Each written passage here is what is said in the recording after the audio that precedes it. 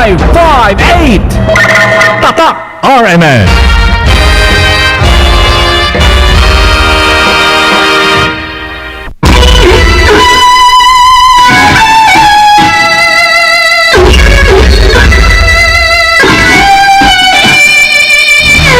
Narito na ang numero 1 pagbabalita sa radyo na araw-araw pinakikinggan sa Luzon, Visayas at Mindanao, sa buong bansa at sa buong mundo. KBP Golden Cup Best News Program mula sa Head News Center ng pinakamaraming himpilan at number 1 na radio network ng bayan.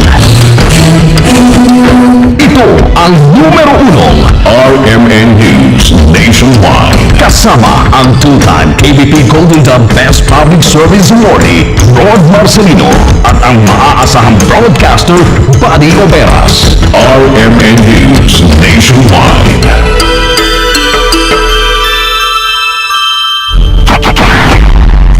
Headlines. Ngayong tanghali sa RMN News Nationwide, Department of Health nagpaalala laban sa masakit na maaaring makuha ng mga bata dahil sa siksikan at mainit na eskwelahan.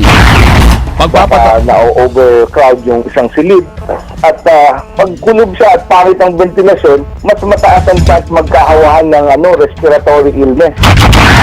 Pagpapatalsik naman kay Pangulong Noynoy Aquino, panawagan ng ilang grupo ng mga magsasaka. Ito na para sa kampanya ng magsasaka sa panguna ng KNP para patalsikin ng Rehimeng US Aquino. Transport groups tinawag na limos ang 50 sentimos na dagdag sa minimum fare sa ilang rehiyon. 6 peso discount sa diesel, mas mainam umano. Anim na surveyor naman ang DENR na dinukot ng mga NPA sa Compostela Valley, pinalaya na. Balitang negosyo, mga kasama, red tide toxin nananatili sa baybayin ng Bataan. Sa ibayong dagat naman, Russia nagsumite ng draft resolution sa United Nations Security Council para payagan ang mga Ukrainians na makalikas sa mga lugar na apektado ng gulo. Buong bansang isang boses ng balita. RMN News Nationwide. Mabuhay Pilipinas, ang hali na po ng Martes, June 3, 2014. Ito ang numero 1 RMN News Nationwide. Ako si Buddy Oberas. Ako si Rod Marcelino. Live tayo sa DYRI 774 RMN Iloilo, DYRR 792 RMN Ormoc, DXPR 603 RMN Pagadian, DWRS 927 RMN Vigan at sa RMN Immediate TV Zamboanga. Live International via Ustream, search RMN Manila. Live din tayo sa WRMN New York, USA. At sa lahat po naman number 1 RMN AM stations sa buong bayan. Nagpaalala mga kasama ngayon ng Department of Health sa mga magulang na padalhan ng baong tubig, pamaypay at pamalit na damit ng inyong mga anak sa tuwing pumapasok sila sa paaralan. Sa interview ng RMN kay Health Undersecretary Ted Herbosa, tuyo pang maiwasan ang anumang sakit na makukuha sa paaralan dahil rin sa nararanasang mainit na panahon. Aminado si Herbosa na kahit magandang ventilasyon na mga silid-aralan, kung siksik ka naman ng mga bata, tsak na mainit pa rin. Ilan sa mga sakit na maaaring makuha ng mga bata kapag siksikan sa paaralan ay ang heat stroke, dehydration at ang mga respiratory illnesses gaya po ng ubo at sipon. Ang problema doon sa dami ng estudyante siguro, baka na-overcrowd yung isang silid at pagkulob siya at pangit ang ventilasyon, mas mataas ang chance magkahawahan ng respiratory illness. Pag may isa lang uubo-ubo doon at pangit ang ventilation, hindi umiikot ang hangin, bukas absent na lahat yung mga ibang bata dahil meron na rin sila ubo at sipon. Mainit talaga ang panahon at sinabi ko nga, ang heat stroke o heat exhaustion sanhi nung tawag dito, yung sa tagal ng exposure mo sa isang lugar na mainit. Hindi naman kailangan nasa labas yan. Kung nasa loob ka ng isang silid na napakainit at pinatuloy ang pagpawis mo, importanteng makalabas ka doon at mahanginan ka. Sa pagbukas ng klase kahapon sa elementar at sekundarya sa mga pampublikong paaralan, ang kakulangan sa silid-aralan pa rin ang isa sa naging pangunahing problema ng DepEd dahil na rin sa dami ng estudyante. Nabatid na umabot sa 80 ang bilang ng estudyante na nagsisiksikan sa isang silid. aralan. Pinamamadali naman ng Malacanang sa Department of Education at Commission on Higher Education ang pagtatayo ng mga silid-aralan. Sinabi ni Presidential Spokesman Edwin Lacerda, alam nila ang kakulangan sa mga paaralan at tanging magagawa ay bilisan ang konstruksyon ng mga pasilidad sang-ayon sa batas. Nabatid na target ng DepEd ang pagpapatayo ng nasa 2,313 elementary at high school classrooms, gayon din sa pagsasaayos ng 35 state universities and colleges na sinara ng Super Typhoon Yolanda. Kasabay nito'y umaapila ang palasyo ng pangunawa sa mga mag-aaral na magtiyaga muna sa mga paaralang hindi pa ganong katibay o disaster resilient. Natatagalan umano ang pagtatayo ng mga paaralan bagamat may pondo na dahil sa masalimuot na proseso ng bidding at paghahanap ng mga lugar na ligtas o wala sa danger zone. Nakatakdang magmarcha patungo sa Palasyo ng Malacanang ang mga magsasaka mula sa iba't ibang probinsya para hiningin ang pagpapatuloy ng distribution ng lupa. Isa na po ng papalapit na deadline ang pamamahagi ng lupa sa ilalim ng Comprehensive Agrarian Reform Program with Extension and Reforms o CARPER. Kasama sa madadalo sa marcha ang kilusang magbubukid ng Pilipinas. 500 coconut farmers ng Bundok Peninsula at Central Quezon na inaasahan daw na sa Metro Manila na sa Sabado, Hunyo 7.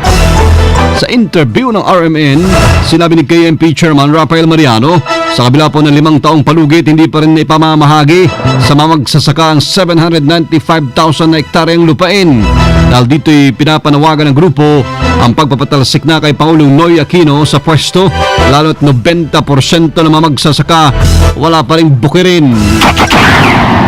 Yung kampanya magsasaka po sa katangian po ng bayan ay magsisilbing malakas po ito na para sa kampanya magsasaka sa panguna ng KNP para patalsikin ng Régimen Lois Aquino. Dahil nga po hanggang sa kasalukuyan, nananatili ang malalaking asyenda at malalawak na lupain sa ating bansa na nasa kamay ng ilan lamang ng mga malalaking panginoong may lupa at mga agro-korporasyon. Hanggang ngayon po, nananatiling pito sa bawat pulungan po nating magsasaka ang wala pa rin pong sariling lupa at kahit po sa datos ng Department of Agrarian World Bank of the Philippines ay 97% po. Hanggang ngayon, kahit sa agrarian reform beneficiaries na dating plan gobyerno ay wala pa rin pong sariling lupa. Makikilahok rin po ang grupo ng mga magsasaka sa kilos protestang idaraos na mga militanteng grupo sa Hunyo 12, Araw ng Kalayaan. Nilusob ng Transport Group na piston ang tanggapan ng Land Transportation Franchising and Regulatory Board sa Quezon City. Sa pamamagitan ng pag-iingay, inilabas ng grupo ang kanilang hinaing na inaprubahang minimum fare hike. Ayon kay Piston President George San Mateo, parang limos, hindi sapat at mapalinlang ang dagdag singil. Dahil limitado lamang sa NCR, Region 3 at 4 ang taas na minimum fare, paano naman umano ang mga nasa ibang rehiyon kung saan mas mataas ang presyo ng oil products?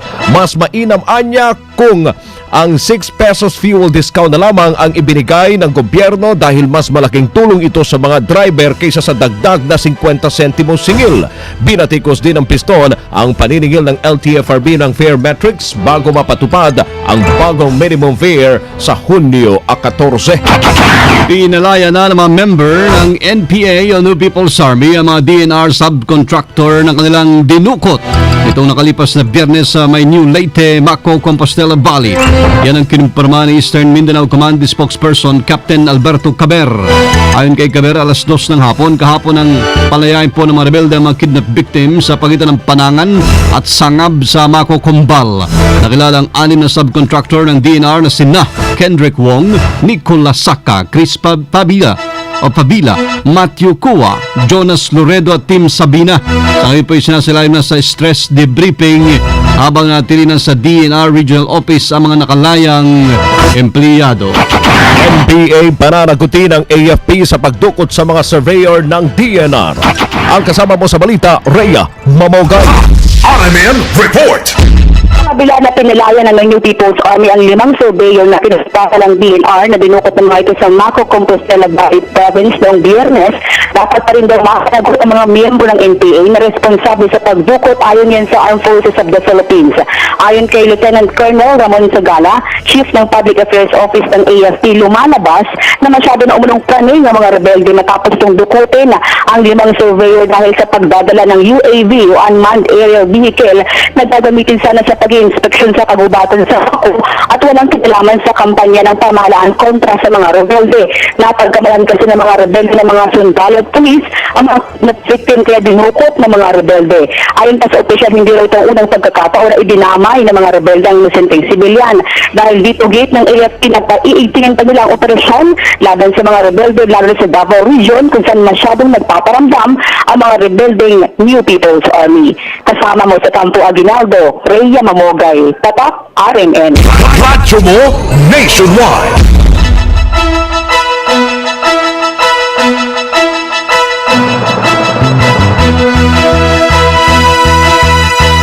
Mga kasama kongresista, binigyan po ng 5 grado si Pinoy.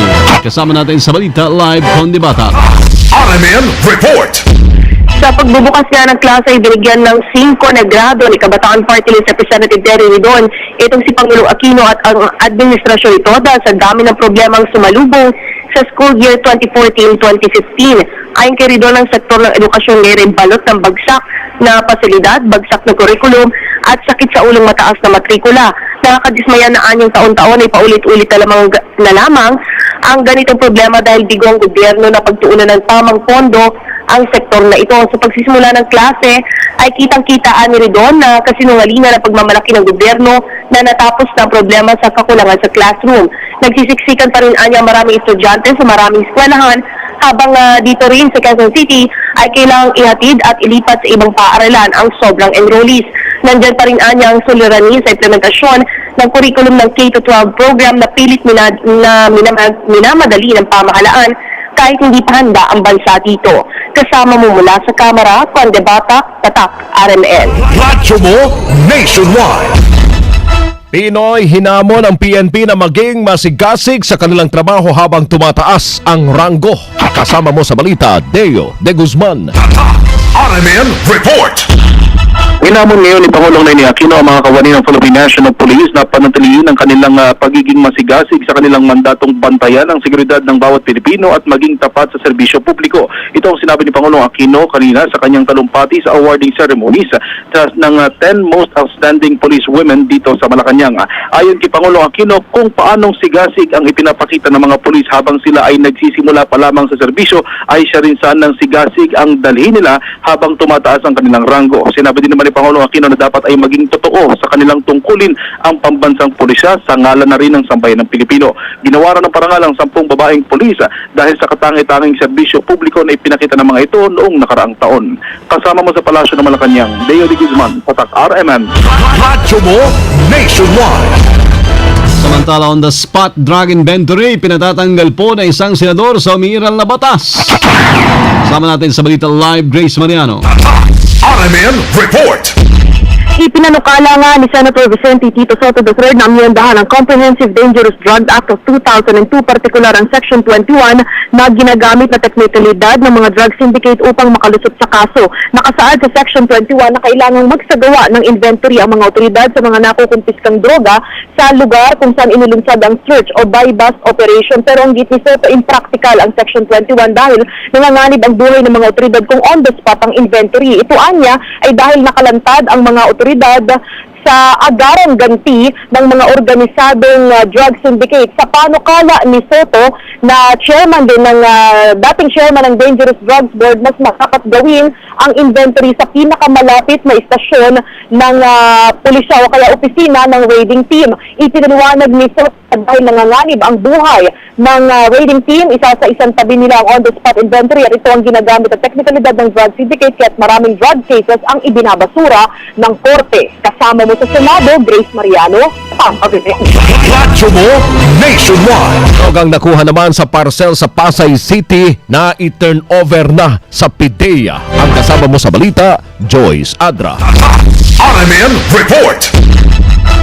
Hawak na ng Philippine Drug Enforcement Agency ang shabu na nakuha sa parcel na pinadala sa LBC Forwarding Company sa Pasay City.